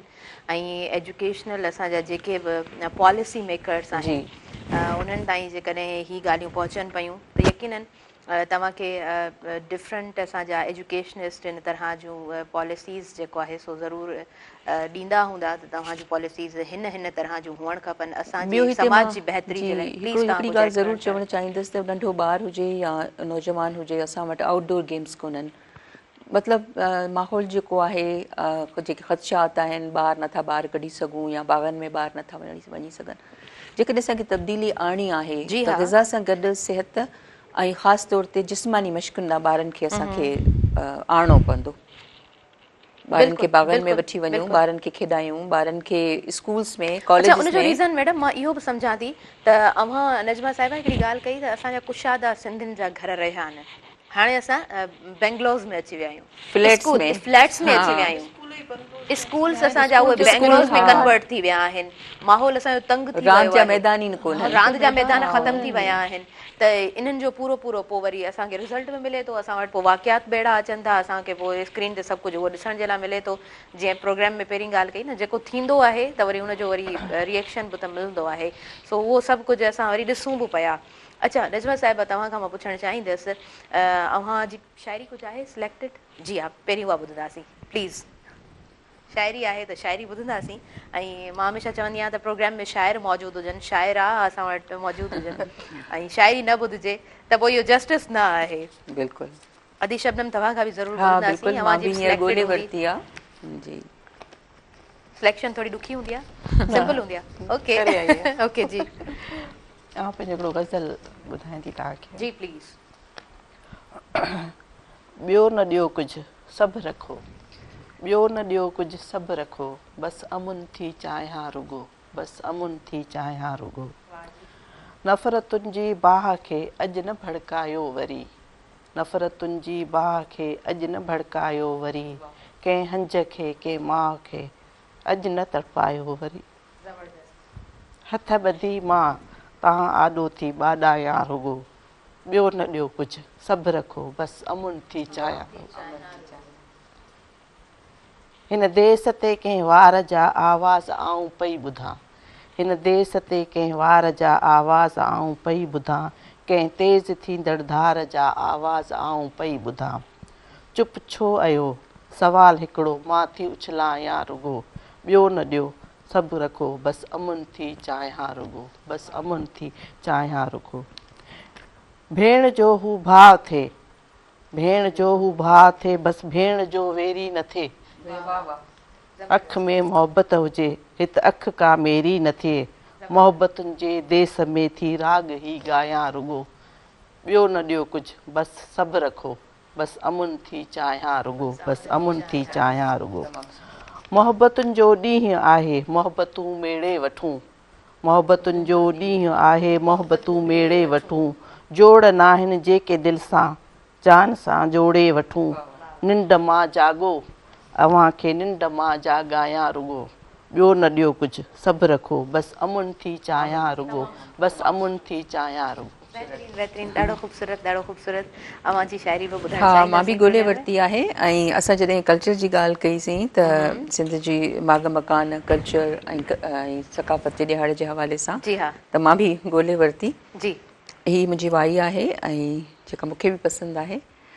वक़्तु रक़्स करे थो साज़ छुले थो लहरुनि में, वाह वाह, वक़्तु रक़्स करे थो साज़ छुले थो लहरुनि में, सिज थो ॾिया ॿारे टहक ॿुरनि था ॿेड़ियुनि में, वाह वाह, कमाल, किंजर तुंहिंजे लहरुनि में। ज़बरदस्त। सांत जे सोज़ में गुम ॼण बीठी पुॼारण आहे, सांत जे सोज़ में गुम ॼण बीठी पुॼारण आहे, शिव जे मंदर में को ख़्वाब सिरजे थो नेणनि में, किंजर तुंहिंजे लहरुनि में। वाह वाह, साहनि में सुरहाण वसे थी सोचुनि में मदहोशी आ, साहनि में सुरहाण वसे थी सोचुनि में मदहोशी आ, ख़ुशबूअ में जादू संगीत आ पखियुनि जे ॿोलियुनि में, वाह वाह, किंजर तुंहिंजे लहरुनि में। जमपीर सुनहरी ऐं तूं लाड़ जी सूंहं जो संगम आहीं, ही उतां जूं डंठूं आहिनि। हा हा, बिल्कुलु बिल्कुलु। जमपीर सुनहरी ऐं तूं लाड़ जे सूंहं जो संगम आहियो, फितरत जा ही रंग निराला मुर्के थी तुंहिंजे जोभन में, किंजर तुंहिंजे लहरुनि में।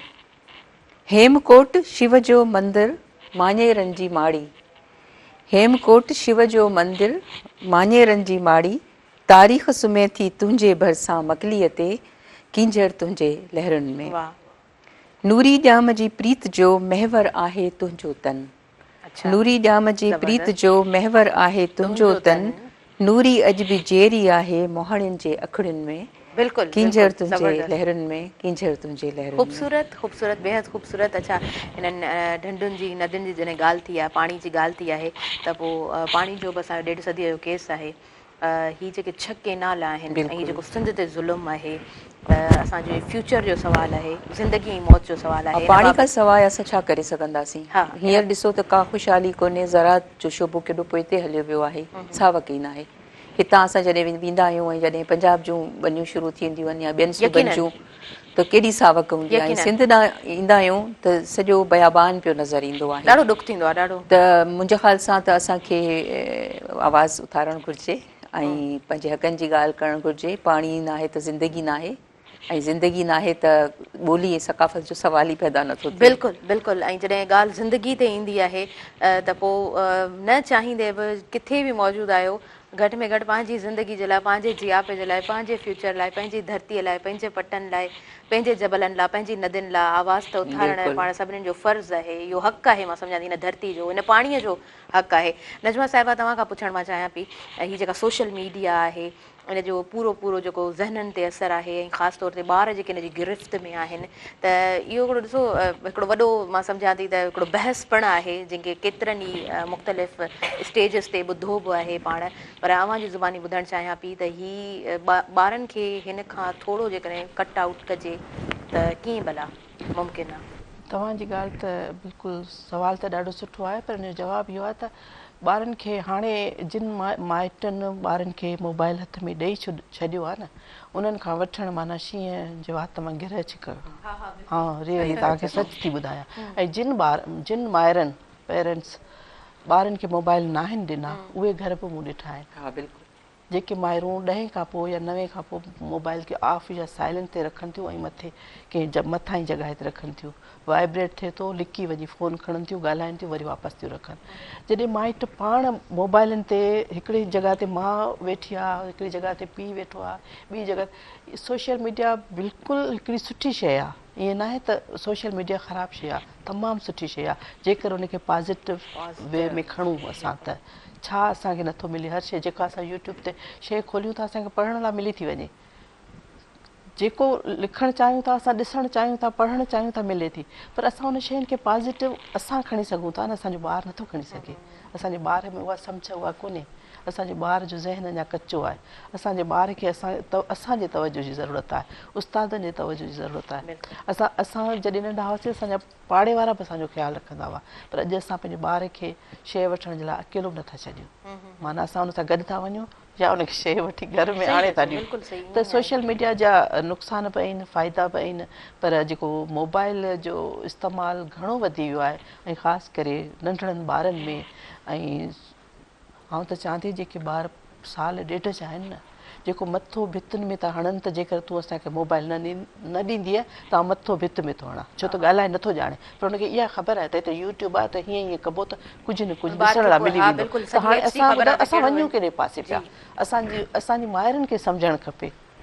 मूंखे माना ॾुख बि थिए थो त असां पंहिंजे माइरुनि खे असां छो पिया चऊं त तव्हां सम्झो। नजमा साहिबा, मूंखे ईअं थो लॻे त जॾहिं ॿारु रोईंदो आहे त माउ चुप कराइण जे बजाए मोबाइल ॿार खे हथ में ॾींदी आहे, उतां खां ॿार जी जेका आहे न उहा तबियत कंफर्ट ज़ोन चाहे थी। बिल्कुलु। अच्छा मैडम, कंटिन्यू कयूं था, माफ़ कजो मां इंटरप्ट कयां बि बार बार।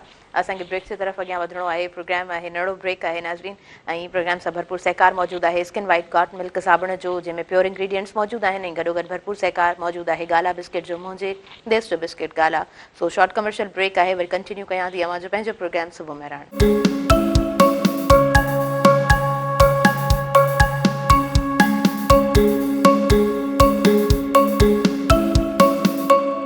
नाज़रीन, सभिनी ॾिसंदड़नि खे आउं भलीकार चवां थी अव्हां जे पंहिंजे प्रोग्राम सुबुह में रहण में, जंहिंसां भरपूर सहकार मौजूदु आहे स्किन वाइट गॉट मिल्क साबुण जो, जेको पूरे पाम ऑयल सां ठहियलु आहे, ऐं गॉट मिल्क बकरी जे खीर सां तयारु थियल ही साबुण मौजूदु आहे, जेको 12 कलाकनि ताईं अव्हांजी स्किन ते सुठो रिज़ल्ट अव्हांखे ॾींदो, ऐं गॾोगॾु भरपूर सहकार मौजूदु आहे गाला बिस्किट जो, जेको बेज़ेंग कणिक सां तयारु थियल बहितरीनु ज़ाइके वारो बिस्किट आहे, मुंहिंजे देश जो बिस्किट गाला।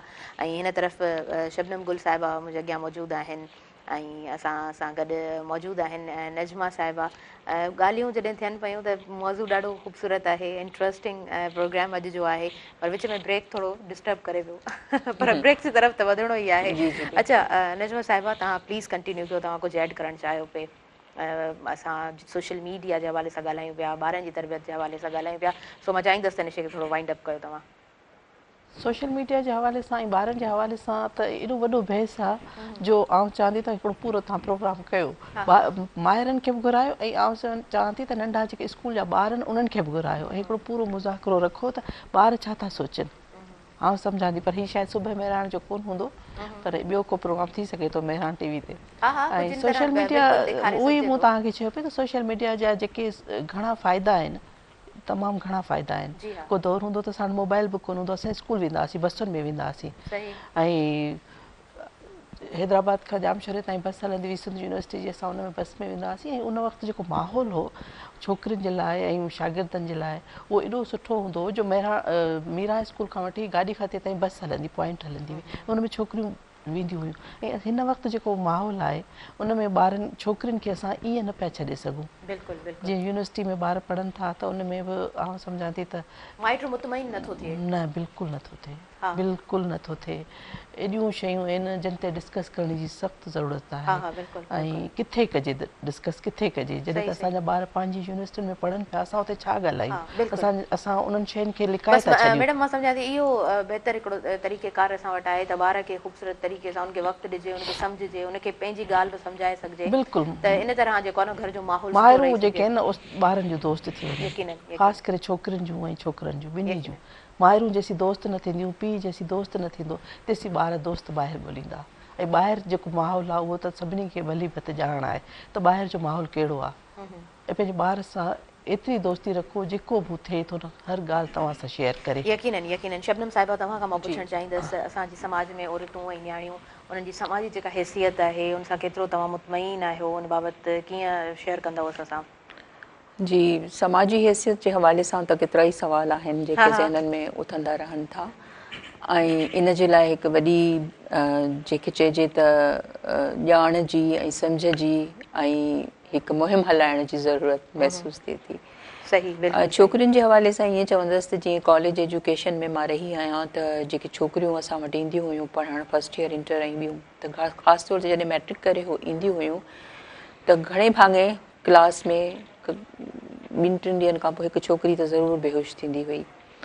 ऐं महसूसु थींदो हो त उन्हनि खे के नफ़्सियाती, पोइ ॻाल्हि ॿोल्हि थींदी हुई, पुछंदी हुयसि उन्हनि खां त ज़ाहिरा उस्ताद बि उन्हनि जे वालिदेन वांगुरु ई आहिनि, त ख़बर पवंदी त उन्हनि जे घरनि में केतिरा ई मसइला आहिनि। ऐं सभ खां वॾो मसइलो इहो आहे त छोकिरनि खे घणी तवजह ॾिनी थी वञे, घणो तवजह उन्हनि खे हासिलु आहे ऐं छोकिरियुनि खे कोन्हे। ॿियो जेको मसइलो साम्हूं अचे पियो उहो इहो त जेका ग़िज़ा आहे, मां सम्झां थी त माउ जी ग़िज़ा बि बहितर हुअणु घुरिजे।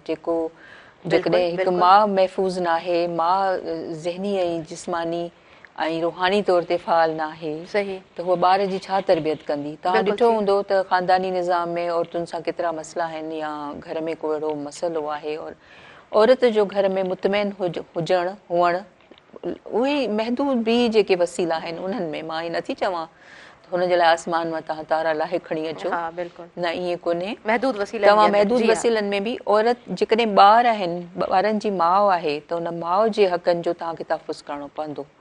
माउ जी सिहत, माउ जी ग़िज़ा इंतिहाई ज़रूरी आहे। इन खां सवाइ जेका ग़िज़ा त ॿारनि जी पुटनि जी बि तमामु ज़रूरी आहे, पर न्याणियुनि जी जेकॾहिं तव्हां 3 सालनि खां वठी ऐं 12 सालनि ताईं छोकिरी जी ग़िज़ा खे सही न रखियो त ईंदड़ वक़्त में हुनखे जॾहिं शादी खां पोइ जॾहिं औलाद ऐं अमल जे दौरान तमामु घणा मसइला पेश अची सघनि था।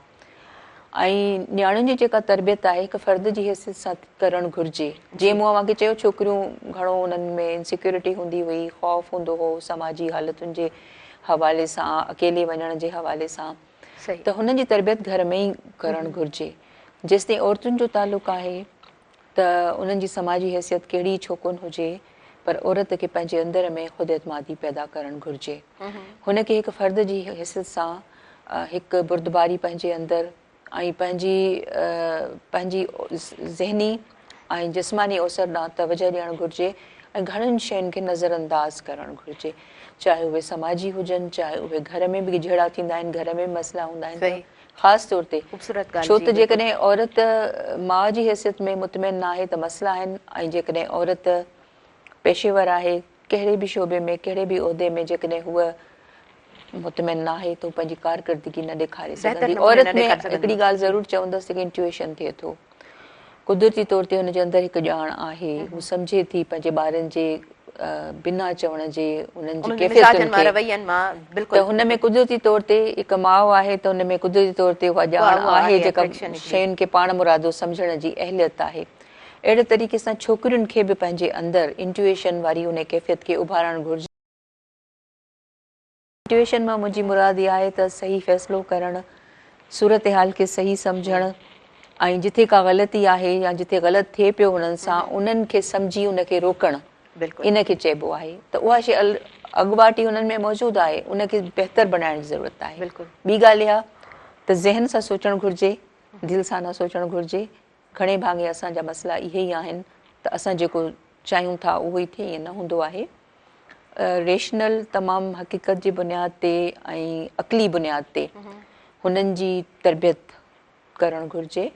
ऐं हुननि खे पाण बि जेकॾहिं हुननि जे घर में मसइला आहिनि, उस्तादनि जा मसइला आहिनि, त हुननि खे किताब सां दोस्ती करणु घुरिजे। किताब ज़हनी असर करे थो ऐं उहा कमी जेका घरनि में असांखे ॾिसण में अचे थी या स्कूलनि में या तालीमी इदारनि में किताब पूरो करे सघे थो। असां नंढपण में, मां नंढपण में किताब सां दोस्ती कई, किताब हले पई, ऐं मूं ॾिठो त इहो अहिड़ो दोस्त आहे जेको न साड़ हसद हुनखे आहे, न हुनखे उहो कंडीशनल आहे, न सवाल करे थो, न हुनखे उहो तंग करे थो, पर सिर्फ़ु ॾिए थो। त इहो करिणो पवंदो। ऐं माउरनि खे बि मां इहो ज़रूरु चवंदसि त नंढपण में पंहिंजे ॿारनि खे कहाणियूं ज़रूरु ॿुधाइनि, ठाहे ॿुधाइनि, पढ़ी ॿुधाइनि। 3 सालनि ताईं ऐं 5-6 सालनि ताईं माउ खे जेकॾहिं हूअ तरबियत कंदी रहंदी, कहाणियूं ॿुधाईंदी रहंदी, कहाणियूं पढ़ी ॿुधाईंदी रहंदी, त मां सम्झां थी त अॻिते हली ॿार में उहे तख़लीक़ी सलाहियतूं, तामीरी सलाहियतूं सोच में पैदा थींदियूं।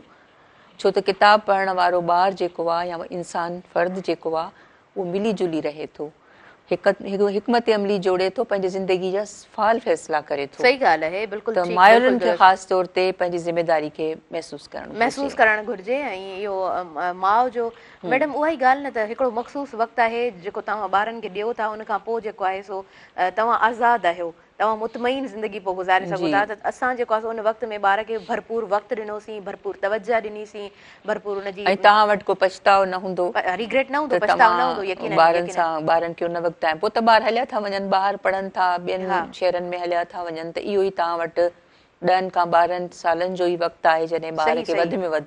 ऐं ॿी ॻाल्हि, ॾाढियूं ख़ूबसूरत ॻाल्हियूं कयूं। हिकिड़ी ॻाल्हि मां ज़रूरु इहा एड करणु चाहींदमि त घर में जेको मर्द मौजूदु आहे उनजी इहा ज़िमेदारी उन ते इहो लागू थिए थो त तव्हां पंहिंजी उन औरत खे सम्झण जी कोशिशि ज़रूरु करियो।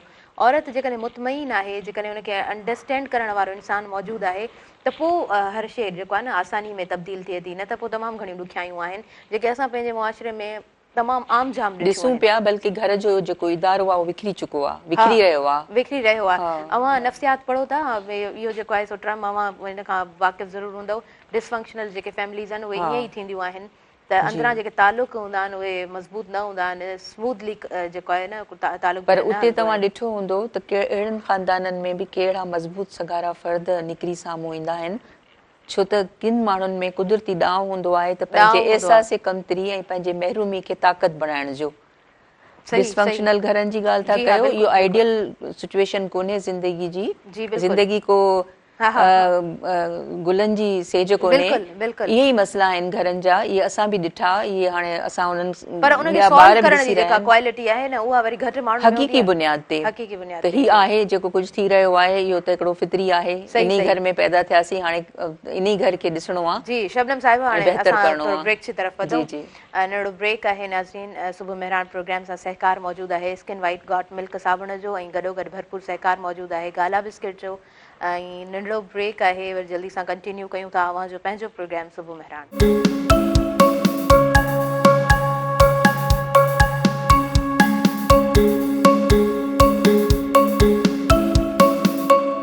नाज़रीन सभिनी ॾिसंदड़नि खे भली कार चवंदी आहियां जो पंहिंजे प्रोग्राम सुबुह मेहरान में सुबुह मेहरान सां भरपूर सहकार मौजूदु आहे स्किन वाइट गॉट मिल्क साबुण जो, ऐं गाला बिस्किट जो बि सहकार मौजूदु आहे। इन तरफ़ बेहद ख़ूबसूरत महिमान मुंहिंजे अॻियां मौजूदु आहिनि। सो काफ़ी सारियूं ॻाल्हियूं पाण कयूं बि आहिनि हिन प्रोग्राम में, करणियूं बि आहिनि, पर वक़्तु यकीनन लिमिटेड टाइम आहे, असां वटि मख़सूस वक़्तु आहे प्रोग्राम जो। नंढपण खे अव्हां यादि त कयो आहे, पर कुझु अहिड़ियूं सारोणियूं जेके अव्हां हिन प्रोग्राम में बि वंडणु चाहियो। जी, जीअं मूं अव्हांखे चयो त जेको ॿारु जॾहिं खेॾे थो त खेॾणु जेको आहे उहा हिकु तामीरी शख़्सियत जी बुनियादु आहे। त मां जीअं जोही में कुझु वक़्तु रहियसि, सेवण में ऐं उते छोकिरियुनि जो स्कूल कोन हुयो, मूंखे छोकिरनि सां गॾु पढ़ण जो मौक़ो मिलियो। अच्छा।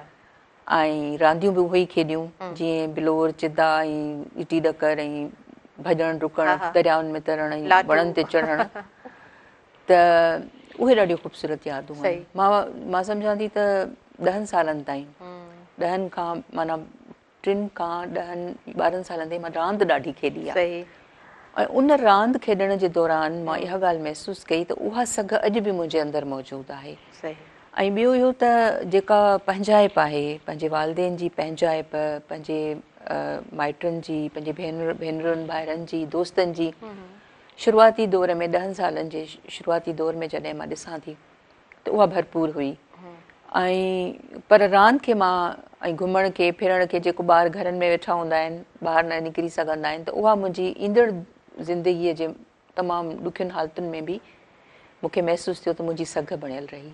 त ॿारनि खे वधि में वधि रांदि खेॾण जा मौक़ा ॾियो। हा मैडम, चवंदा आहिनि न त इहो रांदियुनि जा मैदान आबाद हूंदा त पोइ वरी जेको आहे सो वीरान हूंदियूं अस्पतालूं।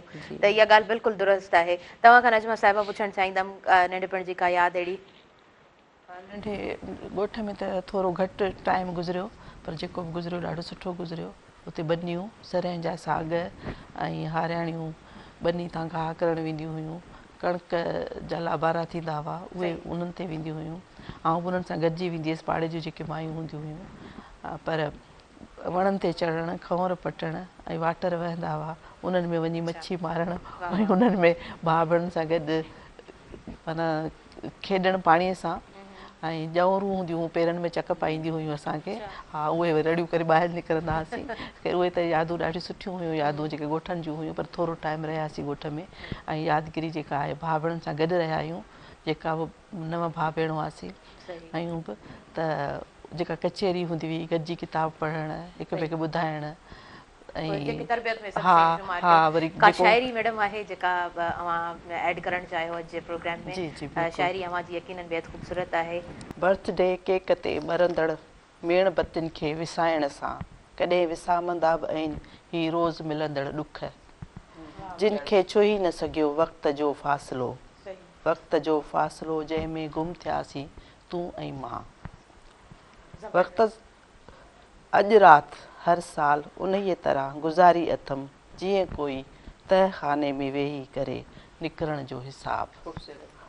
ऐं मेड़ियां थी टुटंदड़ ख़्वाब, केरु कॾहिं कहिड़ी मंज़िल ते मिलियो, कीअं विछड़ियो किथे विछड़ियो, दोस्त कीअं थिया जान जा दुश्मन, ग़ैर कीअं थिया साह खां बि वेझा, कंहिंखे फ़ुर्सत आहे करे उन्हनि जो हिसाब। ऐं करियां बि त मिलंदुमि छा, आख़िरकार उहो ई वक़्त जो फ़ासिलो जंहिंमें ॿिए पासे रखियलु आहे गुम थियल वक़्त ऐं लम्हनि जो किताब। ऐं हिन तरफ़ सिर्फ़ु ख़्वाब ई ख़्वाब, जेका बि रुत आई टड़ंदा आहिनि तुंहिंजी यादुनि जा कंवल, तुंहिंजी जुदाईअ जा गुलाब। अवां जी का शाइरी आहे? हा बिल्कुलु आहे। मां बि अवां चयो त इन में रखी मूं त ज़रूरु फरमाइश कंदव। मां उहो ई सोचां पई त छा शाइरी सिलेक्ट करणु ॾुखी हूंदी आहे, पर उन वक़्तु चूंड करणु यकीनन त कहिड़ी शाइरी पेश करणु खपे, इहो थोरो हार्ड टास्क हाणे। हा जी बिल्कुलु, मूं वटि हिकु ॿी वाई आहे। जीअं मूं अवां सां चयो त सिंध जी जेका ख़ूबसूरत सकाफ़त आहे, जी हा, जंहिंखे जेका दुनिया खां मुख़्तलिफ़ निराली आहे, ऐं सिर्फ़ु असां ई नथा चऊं पर दुनिया जा माण्हू बि चवनि था जेके हिते अचनि था। ही वाई आहे, कालाट ॿरे थी मन अंदरि, कालाट ॿरे थी मन अंदरि, हू ॾिस भोॾेसर जो मंदिर, कारो झर जी कोर ते, मोर नचे थो परड़ा पखेड़े, वरसी वञे थी रिणनि में नज़र, कारो झर जी कोर ते, गल हुजनि ॼण सूरजमुखी, गल हुजनि ॼण सूरजमुखी, थारीलीअ जी मुर्का सुंदर, कारो झर जी कोर ते, चौरनि में चूड़नि जी छण छण, चौरनि में चूड़नि जी छण छण, नेण भिनल पर जिन जे अंदरि, कारो झर जी कोर ते, रिमझिम रिमझिम रिमझिम रिमझिम बूंदुनि जी बरखा, इंडलठ वरना पत्थर जा मंज़र वाह। कारूं झर जी कोर ते ज़बरदस्त ज़बरदस्त ख़ूबसूरत ओवरऑल डिस्कशन बि बेहद असांजो सुठो रहियो आहे प्रोग्राम में मूंखे त तमामु घणो सुठो लॻो तव्हां खां पुछणु चाहींदसि ॾिसंदड़नि खे बि सुठो लॻे जी तव्हां खां पुछणु चाहींदसि लास्ट में कमेंट्स त वठंदमि पर मैसेज इन शॉर्ट छा मैसेज हूंदो तमामु उहे औरतूं जेके हिन वक़्तु असांखे जिन ॿुधो आहे जेके ॿुधंदियूं असांजो प्रोग्राम ॾिसंदियूं जी मुंहिंजो इहो मैसेज आहे त सादगी वारी ज़िंदगी इख़्तियार कजे सही ऐं ज़हन खे उजाड़जे ज़हन खे ख़ूबसूरत बणाइजे ज़हन खे मस्बत फ़िकिर ॾिजे ऐं त जीअं उहो ज़हन तोड़ण जे बजाए ॻंढे उहो ज़हन ड्राइण जे बजाए ठाहे बहितरीनु उहो ज़हन जेको ख़ुशियूं ऐं मोहबतूं विरहाए ख़ूबसूरत त जॾहिं असां सादगी जॾहिं जीअं हाणे परफ्यूम आहे ख़ुशबू मूंखे न वणंदो आहे छो त मूंखे माहौल जी ख़ुशबू कोन महसूसु थींदी आहे ईअं जॾहिं हिकु विगोड़ी ज़हन आहे इंतिशार वारो ज़हन आहे हुनजा केतिरा ई ख़ूबसूरत कपिड़ा छो न हुजनि हसीन चहिरो छो न हुजे पर उहो माण्हू कॾहिं बि सुख ऐं ख़ुशी ऐं एतमाद न विरहाईंदो बहितरीनु ॾाढी ख़ूबसूरत तव्हां ॻाल्हि कई आहे ॾाढी ख़ूबसूरत ॻाल्हि कई आहे ऐं जंहिंजो शऊर वारो ज़हन हूंदो जेको इन तरफ़ हुनजो लाड़ो हूंदो उहो ई हिन शइ खे सम्झी सघे थो ॾाढो ख़ूबसूरत तव्हांजो मैसेज सुबुह मिराइण जे लाइ मुंहिंजो छा मैसेज हूंदो सुबुह मिराइण जे लाइ इहो ई मैसेज आहे comments त जिथे बि रहो ख़ुशि रहो ऐं पंहिंजे ज़हन खे उजारींदा रहो पंहिंजे लाइ पाण सां गॾु ॿियनि जे लाइ बि बहितर सोचो तमामु सुठो ऐं बेहद थोराइती आहियां सिर्फ़ु मां न पर मुंहिंजी इंटायर टीम थोराइती आहे तव्हां आयो ऐं अव्हां पंहिंजो ख़ूबसूरत वक़्तु असांखे ॾिनो असांजो ख़ूबसूरत प्रोग्राम तमामु असांजे नाज़रीन ताईं पहुतो मैडम अव्हां खां लास्ट में मैसेज वठंदासीं छा मैसेज हूंदो नजमा साहिबा अव्हां जो मुंहिंजो मैसेज इहो आहे त आउं चाहियां थी पंहिंजे ॿारनि जी तरबियत ते ध्यानु ॾियो जी हा जेके बि माइरूं आहिनि जेके नयूं माइरूं थियूं आहिनि जेके अॻु में वारियूं आहिनि जेके बि जिन जा बि ॿार आहिनि नंढा ॿार आहिनि वॾा ॿार आहिनि माण्हू सुठियूं माइरूं थियो पंहिंजे ॿारनि जी सुठी तरबियत करियो ॿारनि खे तवजो ॾियो ॿारनि खे प्यारु ॾियो ॿारनि खे वक़्तु ॾियो त तव्हांजा ॿार जेके ज़िंदगी में अॻियां कामयाबु थी निकिरंदा ऐं ॿार जेके आहिनि मुस्तक़बिल जो महिमार आहिनि इहे ई असांजा अॻियां ठाहींदड़ आहिनि बिल्कुलु बिल्कुलु बेहद सुठो तव्हांजो मैसेज बेहद ख़ूबसूरत तव्हांजो मैसेज ऐं प्रोग्राम जे लाइ जेकॾहिं तव्हां कुझु कॉमेंट्स ॾियो त ॾाढो बहितरु रहंदो प्रोग्राम ॾाढो सुठो लॻो मूंखे हिते अची बि सुठो लॻो मूं ॾिठा पिया आहिनि प्रोग्राम सुबुह में राणो ॾिसंदी पिया ऐं हा